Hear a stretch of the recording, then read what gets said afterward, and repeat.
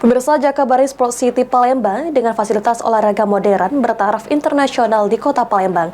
Bukan hanya sebagai tempat untuk berolahraga, tapi juga bisa untuk dijadikan tempat wisata untuk kumpul bersama keluarga dan teman di akhir pekan.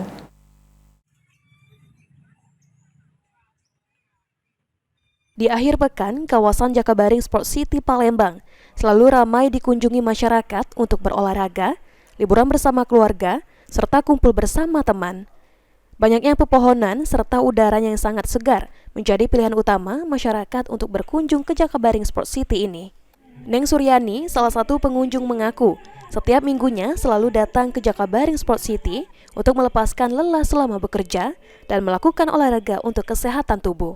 Ngapa tempatnya harus di sini, Bu? Memilih di Jakabaring ya, Bu? Suasananya enak sih, sejuk, terlalu bagus kayak itu. Keluar negeri ketik duitnya.